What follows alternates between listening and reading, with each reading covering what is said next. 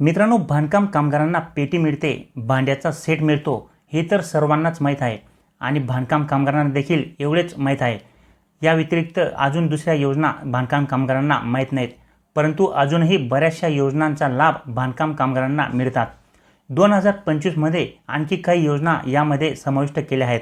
या योजनांचा लाभ बांधकाम कामगारांना जुलैपासून मिळणार आहे। जुलै 2025 पासून पेटी आणि भांडी संच या व्यतिरिक्त अंगीकृत आणखी काही योजनांचा लाभ बांधकाम कामगारांना मिळणार आहे।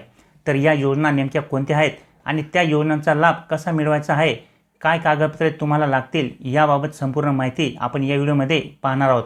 तर जर तुम्ही देखील बांधकाम कामगार असाल आणि तुम्हाला बांधकाम कामगारांचे कार्ड मिळाले असेल आणि अजून कोणत्याही योजनांचा लाभ मिळाला नसेल किंवा फक्त भांडी मिळाली असतील किंवा पेटी मिळाली असेल, तर अजून बाकीच्या कोणत्या योजनांचा लाभ तुम्हाला मिळणार आहे हे जाणून घेण्यासाठी व्हिडिओ नक्की पूर्ण पहा। तसेच चॅनलवर जर नवीन असाल तर चॅनलला सबस्क्राइब करून ठेवा। असेच नवनवीन आणि माहितीपूर्ण व्हिडिओ मी तुमच्यासाठी घेऊन येत असतो।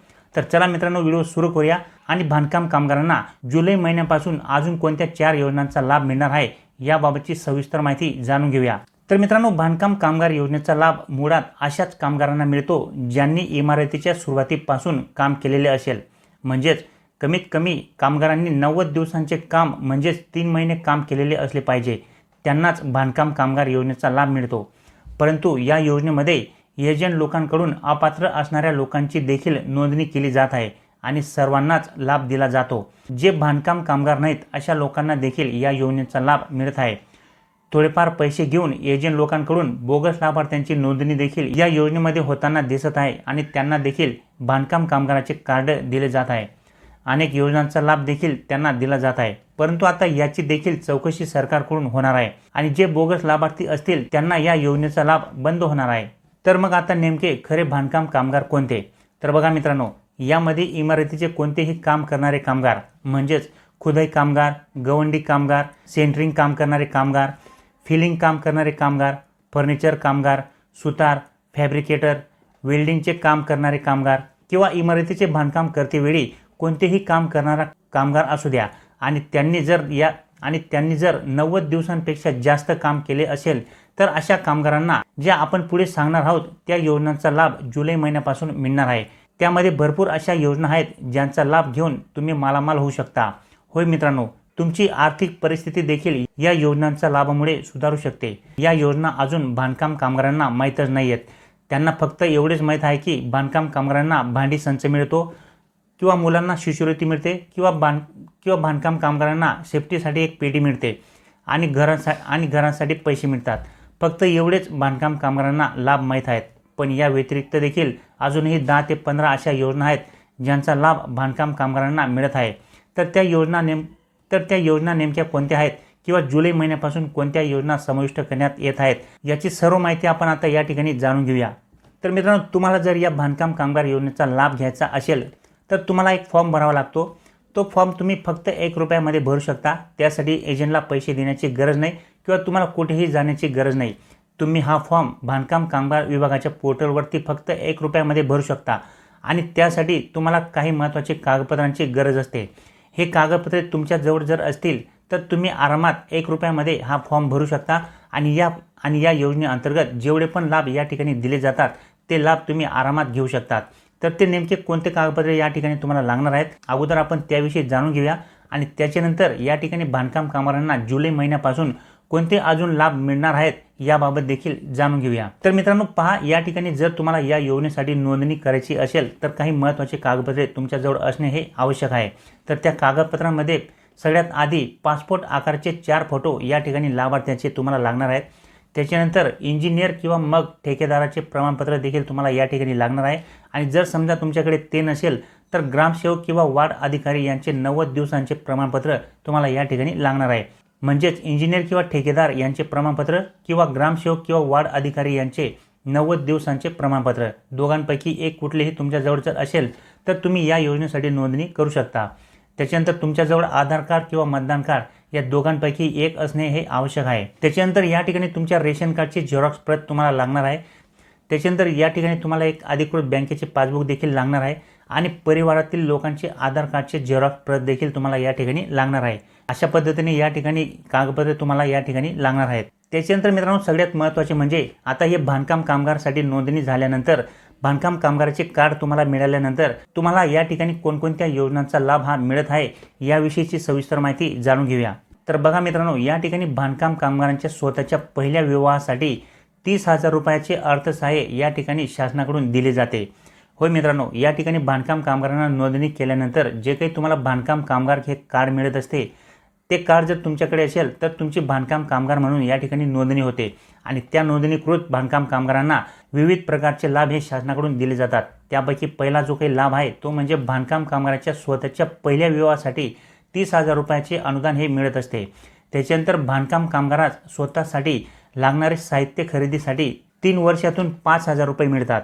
त्याच्यानंतर मित्रांनो, या ठिकाणी बांधकाम कामगारांच्या पत्नीस प्रसूतीसाठी म्हणजे डिलिव्हरीसाठी नैसर्गिकरित्या जर प्रसूती झाली म्हणजे नॉर्मल डिलिव्हरीसाठी या ठिकाणी तुम्हाला 15,000 रुपये मिळतात आणि जर समजा या ठिकाणी सिझर झाले म्हणजे शस्त्रक्रियाद्वारे जर प्रसूती झाली तर मात्र या ठिकाणी तुम्हाला 20,000 रुपये मिळत असतात। त्याच्यानंतर पुढचा जो काही लाभ आहे मित्रांनो तो म्हणजे बांधकाम कामगारांच्या मुलीच्या विवाहासाठी या ठिकाणी 51,000 रुपयाचे अर्थसहाय्य हे शासनाकडून दिले जाते।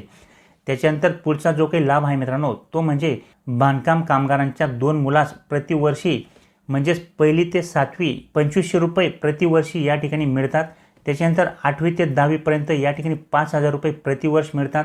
त्याच्यानंतर 11वी ते 12वी या ठिकाणी 10,000 रुपये प्रतिवर्ष मिळत असतात आणि अभियांत्रिकी पदवीधरसाठी या ठिकाणी 60,000 रुपयाचे अर्थसहाय्य या ठिकाणी शासनाकडून दिले जाते। त्याच्यानंतर मित्रांनो पुढचा जो काही लाभ आहे तो म्हणजे वैद्यकीय पदवीसाठी या ठिकाणी 1,00,000 रुपयाचे अर्थसहाय्य या ठिकाणी बांधकाम कामगारांच्या मुलांना दिले जाते। त्याच्यानंतर जर समजा तुम्हाला MSCITचा कोर्स करायचा असेल तर जो काही कोर्ससाठी लागणारा खर्च आहे जो काही कमी अधिक खर्च असतो तो खर्च तुम्हाला या ठिकाणी MSCIT कोर्स करण्यासाठी सुद्धा दिला जातो। अशा पद्धतीचे लाभ या ठिकाणी मिळतात। त्याच्यानंतर पुढचे जे काही लाभ आहे मित्रांनो तो म्हणजे एका मुलीच्या जन्मानंतर कुटुंब नियोजनाची शस्त्रक्रिया केल्यास दरवर्षी आर्थिक सहाय्य या ठिकाणी बांधकाम कामगारांना दिले जाते। त्याच्यानंतर पुढचा जो काही लाभ आहे मित्रांनो तो म्हणजे बांधकाम कामगारांच्या कुटुंबाच्या गंभीर आजाराच्या उपचारासाठी 1,00,000 रुपयापर्यंतचे अर्थसहाय्य शासनाकडून दिले जाते।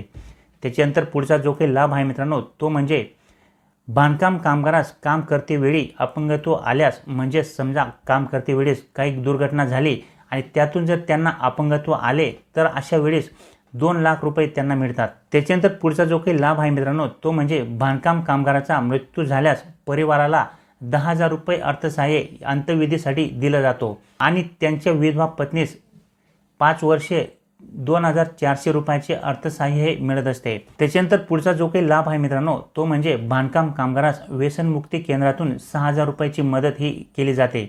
त्याच्यानंतर पुढचा जो काही लाभ आहे तो म्हणजे बांधकाम कामगारांचा कामावरती असताना मृत्यू झाल्यास 5,00,000 रुपये अर्थसहाय्य हे परिवाराला मिळते। त्यानंतर सर्वात महत्त्वाचे म्हणजे मित्रांनो बांधकाम कामगारांना घर बांधण्यासाठी तब्बल 2,50,000 म्हणजेच 2.5 रुपयाचे अनुदान हे दिले जाते। होय मित्रांनो, त्याचप्रमाणे नोंदित बांधकाम कामगारांना महात्मा ज्योतिराव फुले जन आरोग्य योजनेचा लाभ देखील या ठिकाणी दिला जातो। अशा पद्धतीने अनेक प्रकारचे लाभ या ठिकाणी बांधकाम कामगारांना नोंदणी झाल्यानंतर शासनाकडून मिळत असतात। यापैकी बऱ्याचशा लोकांना अनेक लाभ हे माहीतच नाही आहेत, त्यांना फक्त 2-3च लाभ या योजनेअंतर्गत माहीत आहेत। त्यामुळे बरेचसे बांधकाम कामगार या योजनेच्या लाभांपासून वंचित राहत आहेत।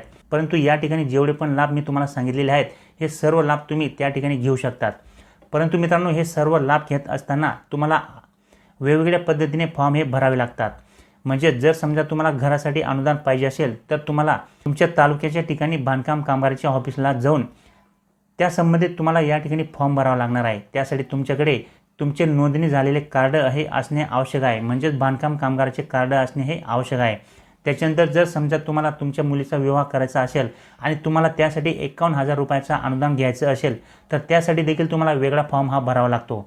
त्यासाठी देखील तुम्हाला त्यांच्या कार्यालयामध्ये जाऊन तो फॉर्म भरायचा आहे। त्याच्यानंतर मग तुम्हाला लग्नाच्या वेळेस 51,000 रुपयाचा चेक हा मिळत असतो। त्याचप्रमाणे शिक्षणासाठी जर तुम्हाला घ्यायचा असेल लाभ तर त्याप्रमाणे तुम्हाला त्या ठिकाणी फॉर्म भरावा लागतो। अशा जी पण योजनेचा लाभ तुम्हाला घ्यायचा असेल त्या योजनेसाठी तुम्हाला स्वतंत्र फॉर्म हा भरावा लागणार आहे। त्याच्यानंतर तुम्हाला या ठिकाणी लाभ हा देण्यात येणार आहे। तर मित्रांनो अशा पद्धतीने या सर्व योजनांचा जो काही लाभ आहे तो लाभ 2025 मध्ये बांधकाम कामगारांना मिळणार आहे। यामध्ये 3 ते 4 योजनांचा नव्याने समावेश झालेला आहे। ज्यांना ज्यांचा लाभ बांधकाम कामगारांना जुलै महिन्यापासून मिळायला सुरुवात होणार आहे। त्यासाठी सर्वात महत्त्वाचे म्हणजे तुमची बांधकाम कामगार म्हणून नोंदणी झालेली असणे हे आवश्यक असणार आहे आणि तुमच्याकडे बांधकाम कामगाराचे कार्ड हे असणे गरजेचे आहे। तरच तुम्हाला या सर्व योजनांचा लाभ हा आरामात घेता येणार आहे। तर माहिती तुम्हाला आवडली असेल तर लाईक नक्की करा। चॅनलवर नवीन असाल तर चॅनलला सबस्क्राईब करून ठेवा। ही माहिती तुमच्या मित्रांमध्ये सुद्धा जास्तीत जास्त शेअर करा, जेणेकरून त्यांना देखील याबाबत माहिती होईल आणि ते देखील या ठिकाणी जर बांधकाम कामगार असतील तर या योजनांचा लाभ घेऊ शकतील।